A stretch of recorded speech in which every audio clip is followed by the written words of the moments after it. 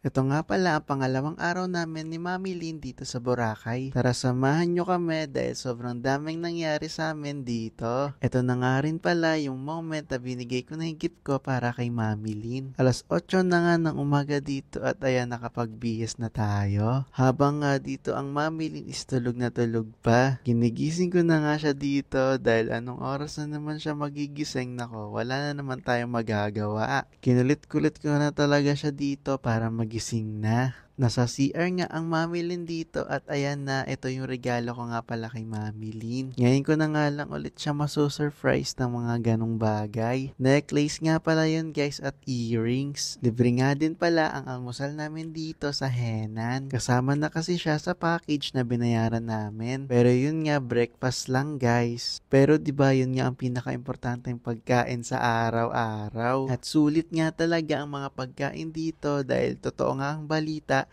napakasarap ng pagkain sa Henan. Nakakita nga dito ang mamili ng champurado. Hindi siya ang may favorite niyan, kundi ako. Ako lang ba yung hindi nauumay sa champurado? Dito nga ay tinikman ko na yung favorite kong champurado at ayun, grabe nga naman talaga, napakasarap. So yun guys, kainan na nga kami dito ng mamilin. Oh. And as usual guys, nagbubulungan na naman kami dahil sa katapat naming table. Yung mga ganong-ganong bagay guys, no, mga chismis-chismis naman talaga. Ito na nga yung moment na bibigay ko na kay Mami Lynn yung regalo ko. Kung tatanungin nyo nga kung saan siya nakatago, sa bulbul ko lang naman. Kung hindi nyo pa napapanood to, panoorin nyo na lang muna. Na-upload ko na yan. Tapos na nga kami dito mag-almusal and change outfit lang ako dito ng konti at yun guys dahil nagaya ang mamilin na mag-beach. Ready for the go. So ayan, naganap kami dito ng hindi masyadong malumot. Di ko nga rin alam ba't hindi nila tinatanggal yung lumot dito. Pero ganun pa man is grabe, napakaganda pa rin dito kahit malumot yung dalampasigan. Nakarating nga kami dito ng mamilin sa malayo oh. Masasabi ko nga lang talaga dito napakasarap talaga sa pakiramdam ng may banding kayo. Yung tipong wala nga kayong sasayangin na oras kundi magsama-sama lang talaga kayong dalawa. Saglit nga lang tayo doon nag-beach guys and ayan kakain na tayo dahil alas 2 na to ng hapon. Nag-Jollibee nga lang kami dito ng mamilin dahil gutom na kami. And as usual guys, naalala na naman namin si Laya at Katkat ng aming mga babies. Miss na nga talaga namin yung dalawa naming babies guys, lalo na kumain pa kami sa Jollibee.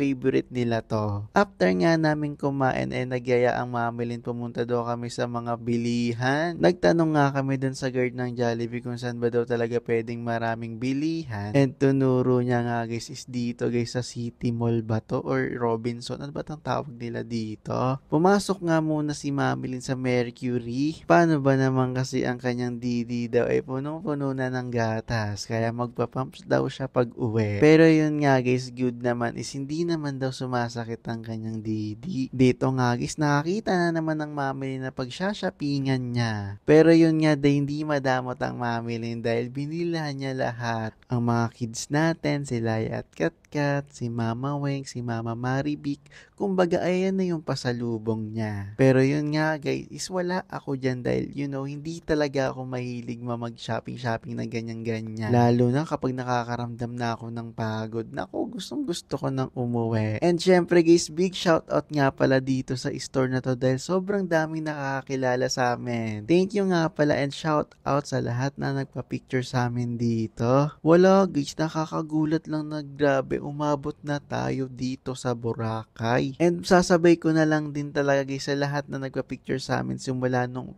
pumunta kami dito, hindi lang dito sa store na to ha. Thank you nga talaga sa inyo at mas lalo pa namin gagalingan ng mamilin sa pagbablog. Okay na nga ang lahat at ayan guys, pagbaba namin meron din nakakakilala sa amin dito. Nagtitinda nga siya dito ng mga panghaplas sa hilot or massage na ganyan. At niyaya kami na i-massage daw kami at libre na daw yon. Diba kakasabi ko lang napagod na ako tapos gustong gusto ko talaga magpamassage. nakarinig tayo ng libre. Di for the go. Kaso nga lang parang hindi naman massage ang ginawa ni kuya. Hinilot-hilot niya ako dito at tinanggal-tanggal yung mga lamig-lamig ko. Pero okay nga lang guys dahil napakasarap, napakaganda ng pakiramdam ko dito. Ito nga pala yung mga benefit ng pinagpahid niya sa akin. Grabe guys, ito yung pinakamasakit na ginawa niya sa akin. Yung mga taba-taba ko sa ribs, ginanyan-ganyan niya. At ito naman yung pinakamasarap guys, yung kinurot-kurot ba naman ng akong bobot.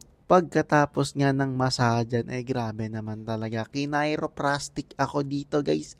First time ko magaganit touch. Sa una nga lang nakakatakot naman talaga pero guys pagkatapos, grabe. Sobrang gaan nga talaga sa pakiramdam. Lalo na guys, ayan yung leeg. Nako, pag di ka marunong yan, wala. Dedo talaga ang mangyayari sa inyo yan. Pero yun nga, nagtiwala tayo dito kay kuya dahil nabasa ko yung ID niya dito na legit naman siya. Di for the go, napakasarap talaga sa pakiramdam niyang guys. Tanggal talaga yung bara-bara mo sa boto, ganon. Guys, tingnan nyo naman dito, ginanyan-ganyan ako. Parang mas masarap yan kuya kung nakahiga ako, ganon. Dito nga pala guys, akala ko si Nix 19 ako ni Rey Mysterio, ginanyan-ganyan ba naman ako guys. Tignan nyo, tingnan niyo naman yung uso ko doon guys, lalong humaba. Di pa nga tapos guys ang lahat at dito naman dinolsanweta ako guys na pahiga version. Sa lahat nga ng ginawa ni kuya ng mga kinekineme sa akin ito ang pinaka nagustuhan natin. Diba? Kamay-kamay lang guys, ganyan patunog-tunog lang ng kamay. After ko nga ay si Mami Lynn naman talaga kaso ayaw na niya ng mga karakarate. Kamay-kamay lang daw. Di sige, for the go, kamay-kamay lang ha. Ako, favorite pa naman ng Mami Lynn ng kamay-kamay. Dito nga pala yan sa The Shop Station guys and pauwi na tayo tapos na ang lahat-lahat guys, let's go. Nakauwi na nga kami dito guys and ayan guys, grabe nagpump na ang Mami Lynn, tignan nyo naman. Nagtataka nga siya dahil sa loob ng 24 hours, ba't ganun lang kakonte? Sabi ko nga sa isip-isip ko, maramin ayun ha. Dinalaw na naman ng lungkot ang Mami Lynn and ayan, nakita namin sa CCTV na nilalaro ni Ate Laya ang baby cat. Tuwang-tuwa nga kami doon habang pinapanood namin dahil naglalaro ang aming mga babies. Gabihan na nga dito guys at dito lang kami kumain ng Mami Lynn sa Andok. For the sabaw at gulay nga muna tayo dito guys. Nakakamiss kumain. After kumain guys, it's fine nga muna at bumalik tayo dito sa hotel dahil yun nga magsiswimming ang Mami Lynn. Inopen niya na nga dito yung pintuan dito sa corridor guys. Pinauna nga ako dito ng Mami Lynn dahil bibidyohan niya daw ako. Nag-dive na nga ako dito guys pero dive ng pang keme-keme ang nagawa natin dito guys. Ayan, dito niyaya ko na ang Mami Lynn mag-swimming na dahil mas masarap pag may kasama kang bebe girl. Isang yaya ko nga lang kay Mami Lynn, ayan, sumama naman agad. Sobrang ganda nga dito ng Mami Lynn. Bakit naman kasi natuto to mag-makeup. Ayan, nai-inlove tuloy lalo ang daddy siya. Bad trip nga ako dito. Parang kasama ko naman sila. Kapit na kapit sa akin. Pero yun nga, bawal magalit kay Mami Lynn. Kaya tameme na lang ako dito. I like your eyes, you look away when you pretend not to care. I like the dimples on the corners of the smile that you wear. I love you more the world may know, but don't be scared, 'cause I'm falling deeper, baby, be prepared. I like your shirt, I like your fingers, of the way that you smell. So ayan guys, dito na nagtatapos ang ating vlog. Thanks for watching guys. Hope to see you soon and samahan nyo pa kami dito ng Mami Lynn dahil hanggang day 4 to. Let's go!